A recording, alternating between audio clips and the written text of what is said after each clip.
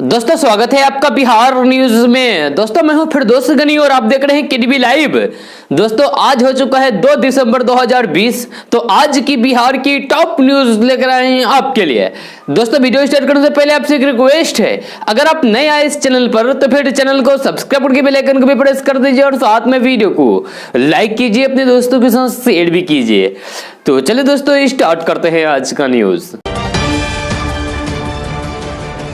देश में नए कृषि कानून आने से देश भर के किसान चिंतित है, तो वहीं कुछ राज्य के किसान आंदोलन पर उतर आए हैं। जहां इसी बीच एक बड़ी खबर बिहार से आ रही है, जिससे बिहार के किसानों में खुशियों की लहर दौड़ पड़ी है। खबर के मुताबिक सीएम नीतीश कुमार ने कहा है कि केंद्र सरकार द्वारा लाए गए 3 कृषि बिल से किसानों की फसलों की खरीद में कोई भी बाधा नहीं होगी। जी हाँ, साथ ही नीतीश कुमार ने कहा है कि बिहार में अन्नदाताओं को धान बेचने में कोई परेशानी नहीं होगी, उन्हें पहले की तरह उचित मूल्य प्राप्त होगी। किसान आंदोलन से जुड़े प्रश्न पर उन्होंने कहा है कि पहले से ही वर्ष 2006 से ही बिहार में किसानों के हित में इस तरह की व्यवस्था लागू की गई है, इसीलिए बिहार के किसान चिंतित ना हो। जी हां, साथ ही सीएम नीतीश कुमार ने कहा है कि बिहार के किसान को इस बिल से किसी प्रकार की कोई समस्या नहीं हो रही है और यहां अनाज खरीद का कार्य चल रहा है। सीएम नीतीश कुमार ने यह भी स्पष्ट कर दिया है कि कृषि बिल से किसानों के फसल खरीद में कोई कठिनाई नहीं होने वाली है। दोस्तों बिहार में रहने वाले युवाओं को बहुत जल्द जॉब मिल सकता है। जी हां, जिससे यहां के युवाओं की बेरोजगारी दूर हो सकती है तथा युवा सरकारी नौकरी करने का सपना पूरा कर सकते हैं। जी खबर के मुताबिक बिहार के स्वास्थ्य विभाग में करीब 16,000 पदों पर बंपर बहाली होने वाली है। मिली जानकारी के मुताबिक बिहार के स्वास्थ्य मंत्री मंगल पांडे खाली पदों के भरने में सक्रिय हो गए हैं। जी हां, साथ ही साथ उन्होंने बिहार के अधिकारियों से कहा है कि वे स्वास्थ्य विभाग में जितनी भी खाली पद हैं उन सभी पदों को जल्द से जल्द भरा जाए। स्वास्थ्य मंत्री के आदेश के बाद स्वास्थ्य विभाग में खाली पड़े पदों की भर्ती की प्रक्रिया शुरू हो सकती है। जहां इसको लेकर विभाग की ओर से तैयारियां शुरू हो चुकी है। इन पदों पर भर्ती को लेकर विभाग के द्वारा बहुत जल्द नोटिफिकेशन भी जारी किया जा सकता है। दोस्तों बिहार में रहने वाले लोगों के लिए बहुत ही अच्छी खबर सामने आ रही है। जहां मिली जानकारी के मुताबिक कोरोना के इस दौर में बहुत सी कंपनियों ने बिहार में फैक्ट्री लगाने की उम्मीद जताई है। जी हां, ये कंपनी इसके लिए बिहार सरकार से संपर्क कर रही है।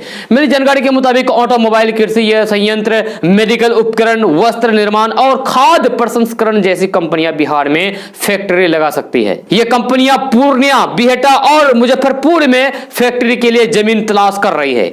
खबर के अनुसार राज्य में निवेश को आकर्षित करने के लिए इन दिनों औद्योगिक निवेश प्रोत्साहन नीति को और आकर्षित बनाने की कवायद चल रही है, ताकि बिहार में बड़ी बड़ी कंपनियों को निवेश करने के लिए मौका मिल सके। आपको बता दूं कि ब्रिटानिया कंपनी बिहार के बिहटा में फैक्ट्री लगा रही है, तो वही उम्मीद की जा रही है कि कोरोना महामारी के इस दौर में कई कंपनियां बिहार में निवेश कर सकती है। इससे यहां के लोगों को रोजगार भी मिल सकता है। बिहार में नौकरी करने वाले कर्मचारियों के लिए सीएम नीतीश कुमार ने सख्त आदेश दिए हैं। जी हां, साथ ही साथ कहा है कि बिहार में नौकरी कर रहे सभी भ्रष्ट अफसर और कर्मचारी बर्खास्त होंगे और उन पर कानूनी कार्रवाई भी की जाएगी। खबर के मुताबिक बिहार सरकार तमाम विभागों में सभी स्तर के भ्रष्ट कर्मचारियों पर एक्शन ले सकती है। आपको बता दें कि सरकार ऐसे कर्मचारियों की लिस्ट तैयार कर रही है जो आय से अधिक संपत्ति रखते हैं। जहां इन कर्मचारियों की सेवा समाप्त हो सकती है। आपको बता दें कि 3 एजेंसियां निगरानी ब्यूरो, विशेष आर्थिक इकाई और आर्थिक अपराध इकाई बिहार में अवैध संपत्ति जब्त करने की प्रक्रिया चला रही है। बहुत जल्द कई कर्मचारियों को बर्खास्त किया जा सकता है और कार्रवाई भी हो सकती है। जी हां, बिहार सरकार इन एजेंसियों को काम में तेजी लाने को कहा है तथा घुसखोर कर्मचारियों पर कार्रवाई करने के आदेश भी दिए हैं। जी हां, इस आदेश के बाद जांच एजेंसी एक्शन में आ गई है और भ्रष्ट कर्मचारियों की लिस्ट तैयार कर रही है। बिहार में रहने वाले वृद्धजन लोगों के लिए अच्छी खबर सामने आ रही है। जी हां, यानी कि जो बूढ़े लोग हैं उनके लिए अच्छी खबर सामने आ रही है। मिली जानकारी के मुताबिक मुख्यमंत्री वृद्ध पेंशन योजना के तहत हर बिहार वासियों को प्रति माह पेंशन दिया जाएगा। आपको बता दूं कि वृद्ध पेंशन योजना बहुत पहले से लागू है। जी हां, जो इसका लाभ नहीं उठा पा रहे हैं वे ऑनलाइन के द्वारा आवेदन कर सकते हैं।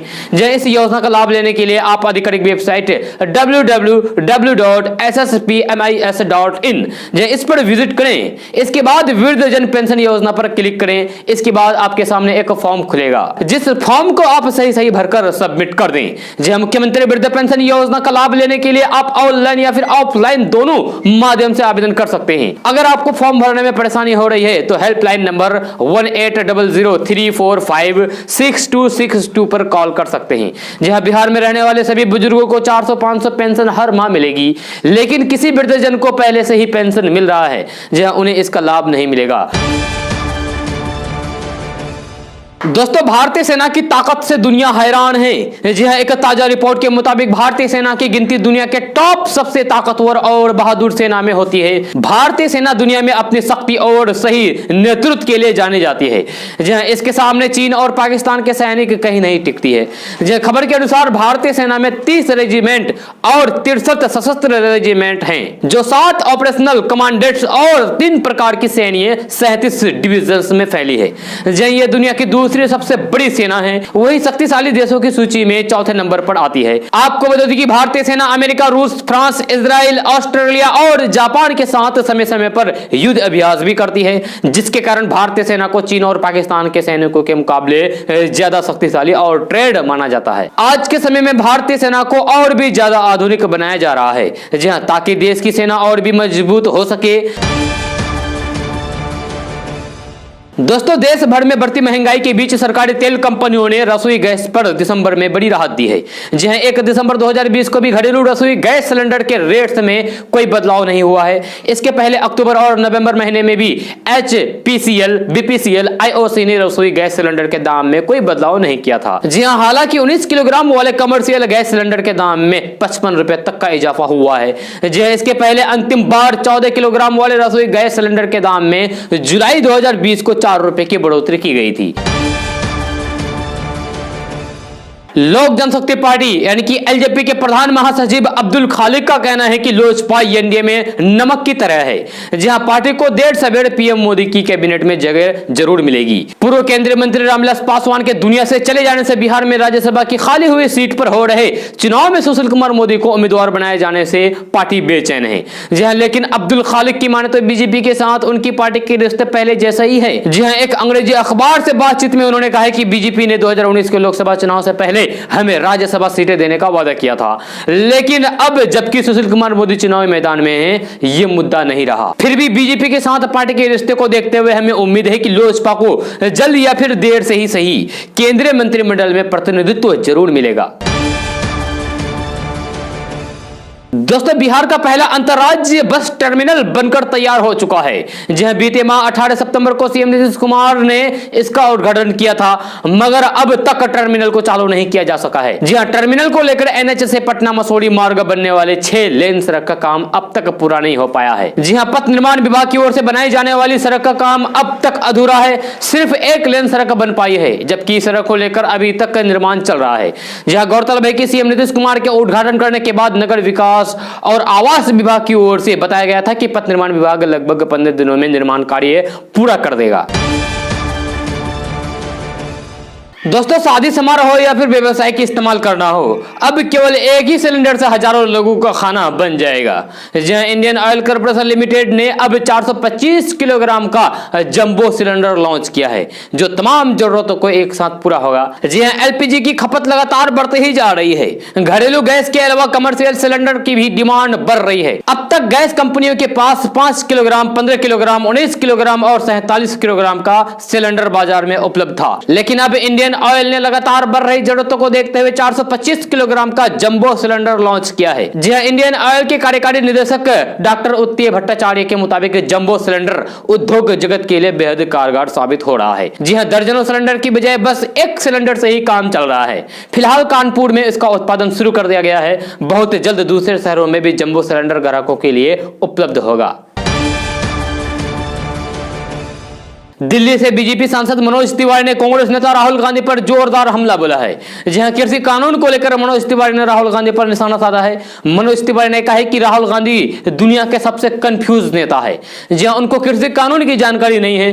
कृषि कानून देश के सभी राज्यों ने स्वीकार कर लिया है। कांग्रेस की पंजाब सरकार को छोड़कर बीजेपी और केंद्र सरकार सबकी बातें सुनने को तैयार है। जहां मनोज तिवारी ने आगे कहा कि कांग्रेस और विपक्षी दल किसानों में भ्रम फैलाकर भड़काने का काम कर रहे हैं। साल 2020 का आखिरी महीना यानी कि दिसंबर शुरू हो चुका है। जी हां, अगर आप बैंक से जुड़ा कोई भी जरूरी काम निपटना चाहते हैं, योजना बना रहे हैं, तो हम आपको बता रहे हैं कि दिसंबर के महीने में किस दिन बैंक बंद रहने वाले हैं। जी हां, दिसंबर महीने में 4 दिन रविवार यानी कि 6 दिसंबर, 13 दिसंबर, 20 दिसंबर और 27 दिसंबर होने की वजह से बैंक में अवकाश रहेगा यानी कि बंद रहेगा। वहीं 6 दिसंबर को दूसरा शनिवार और 26 दिसंबर को चौथा शनिवार होने से बैंकों में कामकाज नहीं होगा। इसके अलावा क्रिसमस समेत कई स्थानीय अवकाश हैं यानी कि छुट्टी है, जिसकी वजह से बैंकों में कामकाज बंद रहेगा। जी हां, आपको बता दें कि कोरोना के चलते बैंक अपने ग्राहकों को डिजिटल लेन देन करने का बढ़ावा दे रहा है, लेकिन अधिकांश लोग अभी भी डिजिटल लेन देन से बचना चाहते हैं। बैंकों में जाकर रुपया निकालना और जमा करने में विश्वास रखते हैं। जी हां, इसीलिए उन्हें बैंकों की छुट्टियों के बारे में जानना जरूरी है। किसानों के आंदोलन पर लगातार हो रहे बर्बर हमले के खिलाफ भारतीय कम्युनिस्ट पार्टी 2 दिसंबर यानी कि आज पूरे राज्य भर में यानी कि पूरे बिहार में प्रतिवाद दिवस मनाएंगी। जी हां, राज्य भर में होने वाले इस विरोध प्रदर्शन को आरजेडी का समर्थन मिला है। जी हां, 2 दिसंबर यानी कि आज राज्य के सभी जिलों में किसान आंदोलनकारियों के ऊपर सरकारी हमलों के विरोध में प्रतिवाद दिवस मनाया जाएगा और जिला से लेकर प्रखंड एवं पंचायत स्तर पर धरना प्रदर्शन आदि आयोजित की जाएंगी। दोस्तों, बिहार में इन दिनों आपराधिक घटनाएं काफी तेजी के साथ बढ़ रही है। पिछले कुछ ही घंटों के भीतर बड़ी वारदातों को अंजाम अपराधियों ने विभिन्न जिलों में दिया है। जी हां, जिससे पुलिस की कार्यशैली पर सवाल भी उठ रहे हैं। लॉ एंड ऑर्डर को और भी ज्यादा मजबूत बनाने के लिए लापरवाह पुलिस कर्मियों के खिलाफ कड़ा एक्शन लिया जा रहा है। जी हां, डीआईजी मनु महाराज ने 2 दारोगा को सस्पेंड कर दिया है। यह मामला मुंगेर जिले से जुड़ा हुआ है, जहां मुंगेर के उप महानिदेशक मनु महाराज ने 2 दारोगा को सस्पेंड कर दिया है। काम में लापरवाही बरतने को लेकर इन पुलिस अफसरों के खिलाफ कड़ा एक्शन लिया गया है। जी हां, इनके खिलाफ डीआईजी को शिकायत मिली थी। जांच में शिकायत सही पाए जाने के बाद इन अधिकारियों को तत्काल प्रभाव से निलंबित कर दिया गया है। जी हां, डीआईजी मनु महाराज ने जमालपुर थाने में तैनात दारोगा शंभू शरण झा और हेमराजपुर थाने में पोस्टेड दारोगा वीरेंद्र प्रताप सिंह को तत्काल प्रभाव से निलंबित कर दिया गया है। बिहार में कोरोना संक्रमण की रफ्तार अब धीमी हो गई है। जी हां, लेकिन इसके बावजूद भी हर रोज हजारों की संख्या में पॉजिटिव मरीज मिल रहे हैं। स्वास्थ्य विभाग की ओर से ताजा अपडेट जारी की गई है। इस अपडेट के मुताबिक बिहार में 482 लोगों को कोरोना पॉजिटिव मिले हैं। इसके साथ ही राज्य में कोरोना संक्रमितों की संख्या बढ़कर 2,36,098 हो गई है। जी हां, बिहार में फिलहाल 6,035 कोरोना के एक्टिव मरीज है, जिसका इलाज राज्य में चल रहा है। जी हां, राजधानी पटना में कोरोना का कहर थमने का नाम नहीं ले रहा है। राजधानी पटना में एक बार फिर से सबसे ज्यादा 133 नए मामले सामने आए हैं। मंगलवार को जारी ताजा अपडेट के मुताबिक बिहार के विभिन्न जिलों से 482 नए मामले सामने आए हैं। बिहार विधानसभा चुनाव में खराब प्रदर्शन करने के बाद कांग्रेस के अंदर बड़े बदलाव के संकेत लगातार मिल रहे हैं। जी हां, चर्चा है कि पार्टी बिहार प्रभारी का चेहरा बदल सकती है। अब शक्ति सिंह गोहिल की जगह किसी नए चेहरे को बिहार की जिम्मेवारी सौंपी जा सकती है। जी हां, कांग्रेस के अंदरूनी सूत्रों की माने तो पार्टी के महासचिव और मुख्य रणनीतिकारों में शामिल रणदीप सिंह सुरजेवाला को बिहार की जिम्मेवारी सौंपी जा सकती है। विधानसभा चुनाव में खराब प्रदर्शन के बाद लगातार ये चर्चाएं हो रही थी कि शक्ति सिंह गोहिल ने अपने पद से इस्तीफे की पेशकश की है, लेकिन अब तक गोहिल या फिर कांग्रेस नेतृत्व ने इस मसले पर कुछ भी खुलकर नहीं कहा है। जी हां, अब कांग्रेस के गलियारों में इस बात की चर्चा है कि सुरजेवाला को बिहार की कमान सौंपी जा सकती है।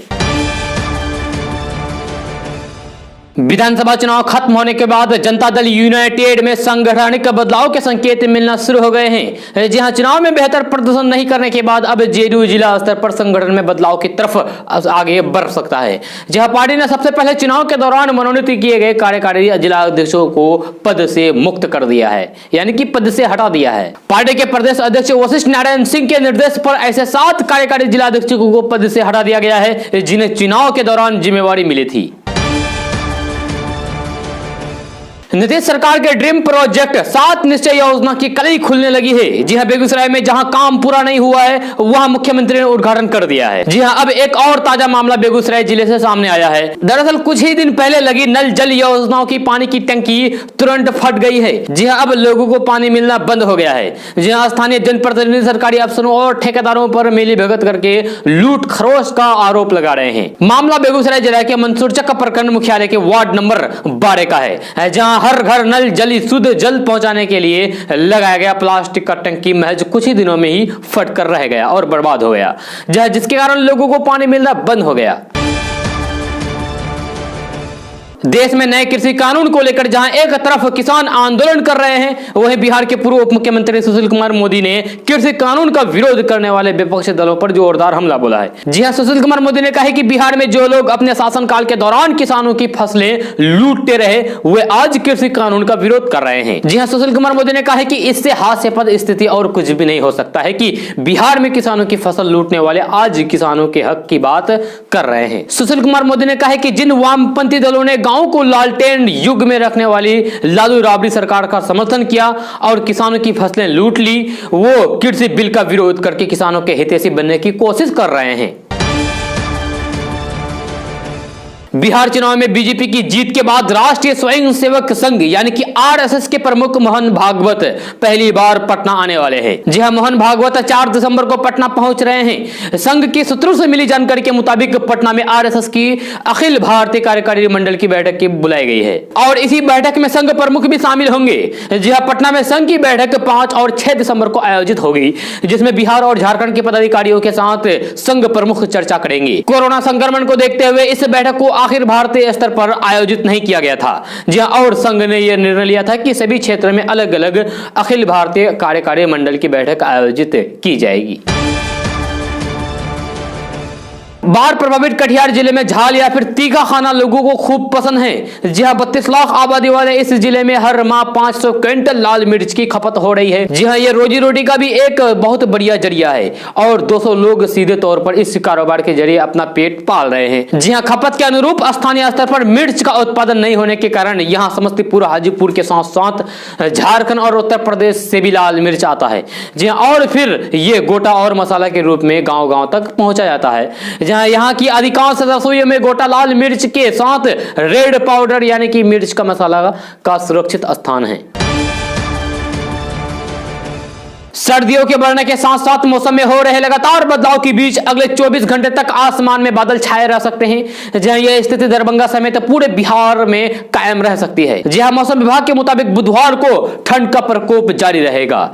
जहां दरभंगा समेत पूरे उत्तर बिहार में अगले 24 घंटे तक आसमान में बादल छाए रहेंगे। हालांकि इस दौरान मौसम शुष्क रहने का अनुमान है। जहां इस अवधि के बीच अधिकतम तापमान 27.5 डिग्री सेल्सियस जबकि न्यूनतम तापमान 12.7 डिग्री सेल्सियस तक रहने का अनुमान है। जहां पूर्वानुमान के मुताबिक इस अवधि में पछुआ हवा चलने के अनुमान है। औसतन 5-7 किलोमीटर प्रति घंटे की रफ्तार से हवा चलने की संभावना है। जहां पछुआ हवा चलने के कारण परमंडल में ठंड का प्रकोप बढ़ेगा। कनकनी के कारण लोगों को गर्म कपड़ों की ज्यादा आवश्यकता होगी।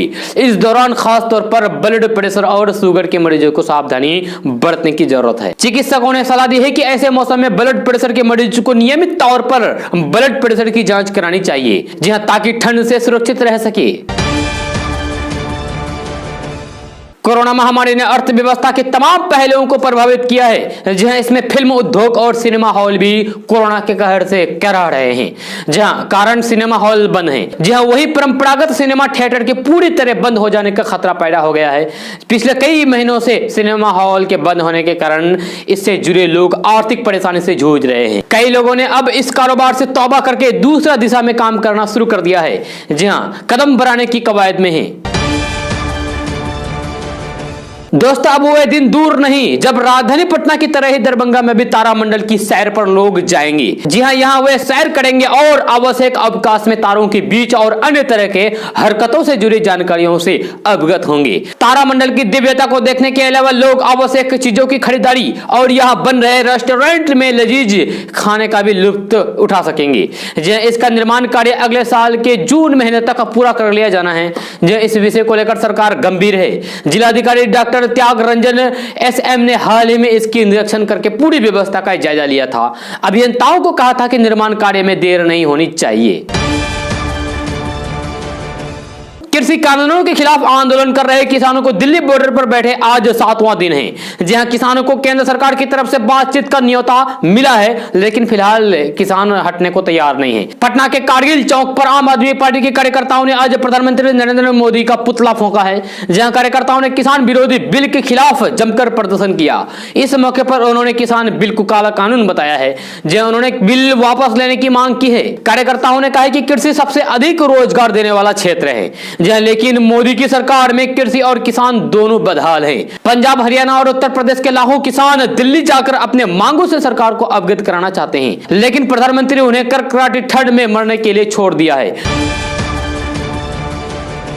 दोस्तों, दुनिया भर की सोशल मीडिया साइट्स के सर्वर भारत से बाहर हैं। केंद्र सरकार इन कंपनियों पर भारतीय यूजर्स का निजी डाटा भारत में ही रखने का दबाव बना रही थी। जहां मोदी सरकार को इस मामले में बड़ी सफलता मिली है।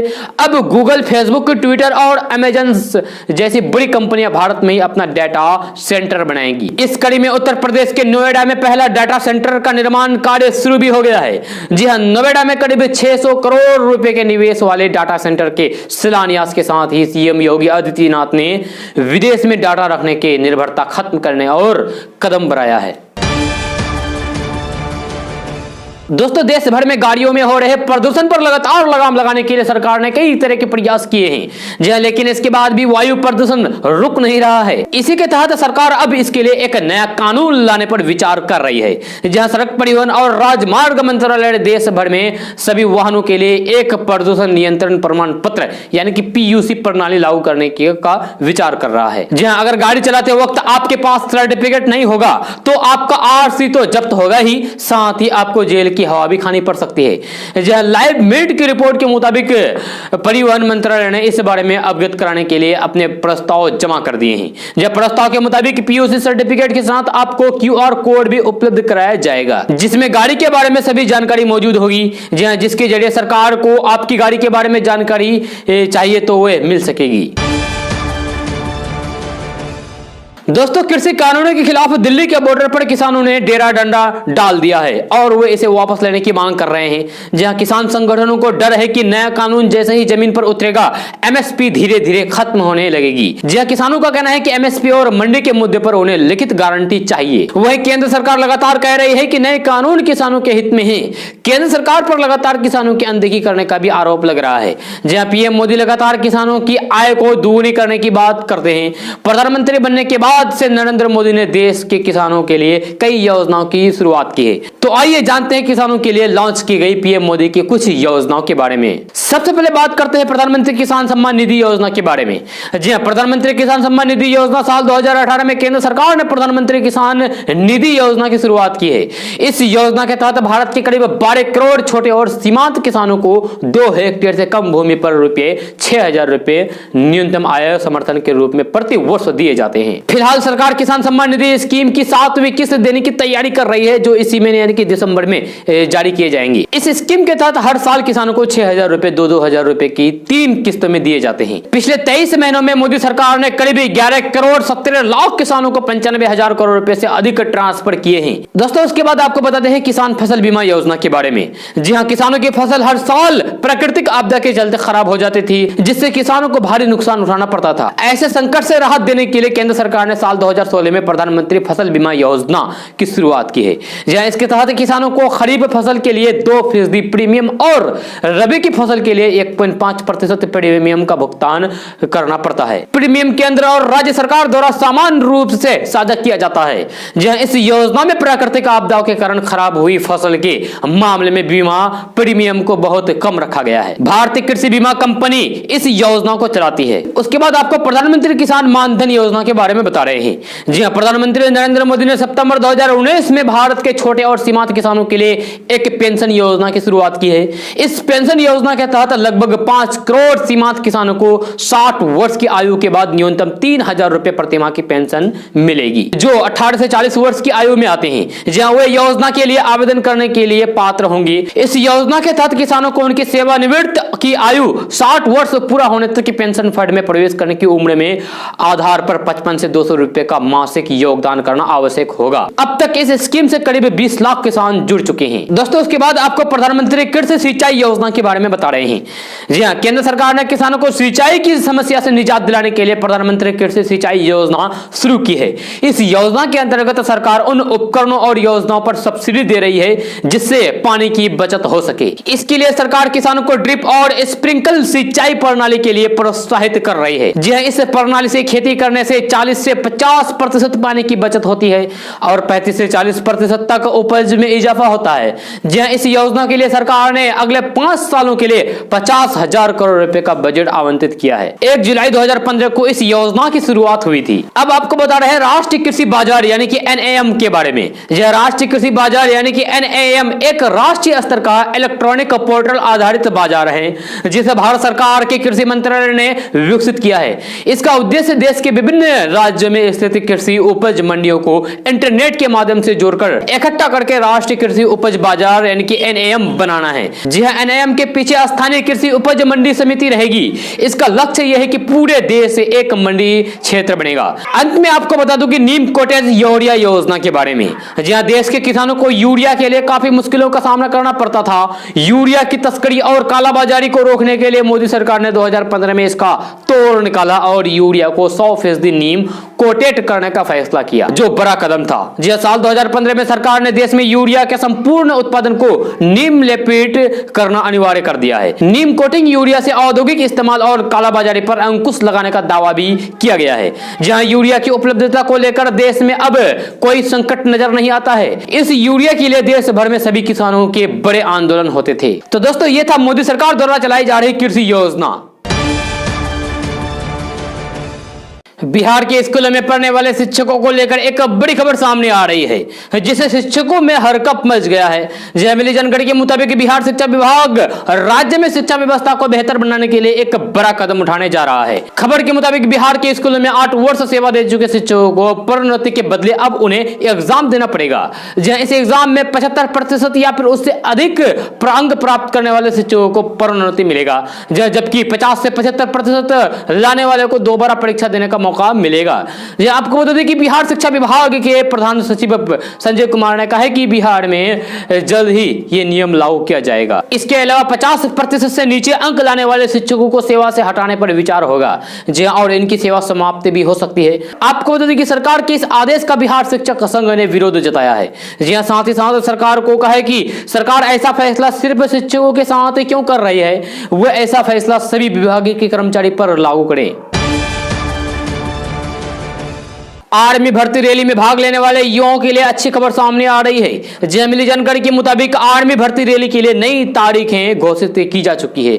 जो युवा आर्मी ज्वाइन करना चाहते हैं वे आधिकारिक वेबसाइट पर जाकर ऑनलाइन के द्वारा आवेदन कर सकते हैं। मिली जानकारी के मुताबिक भारतीय सेना रैली उन राज्यों और शहरों में भर्ती रैली आयोजित कर रही है जहां कोरोना के मामले बहुत कम है। जहां इच्छुक उम्मीदवार निर्धारित तिथि और समय पर भर्ती रैली के लिए उपस्थित हो सकते हैं। अगर आप आर्मी भर्ती रैली में भाग लेना चाहते हैं तो फिर आप आर्मी की आधिकारिक वेबसाइट पर जाकर नोटिफिकेशन को अच्छी तरीके से पढ़ें, साथ ही साथ दिए गए आप दिशा निर्देश का पालन करें। आधिकारिक वेबसाइट है www.joinindianarmy.nic.in। जहां इस पर विजिट करके आप नोटिफिकेशन पढ़ सकते हैं। आर्मी ज्वाइन करने के लिए उम्मीदवार की योग्यता पदों के अनुसार है, जहां 8वीं 10वीं पास होना चाहिए। अधिक जानकारी के लिए आप दिए गए वेबसाइट पर नोटिफिकेशन प्राप्त कर सकते हैं। दोस्तों, आज का न्यूज़ बस यहाँ तक। कैसा लगा जरूर अपना सुझाव दीजिएगा नीचे कमेंट बॉक्स में कमेंट करके।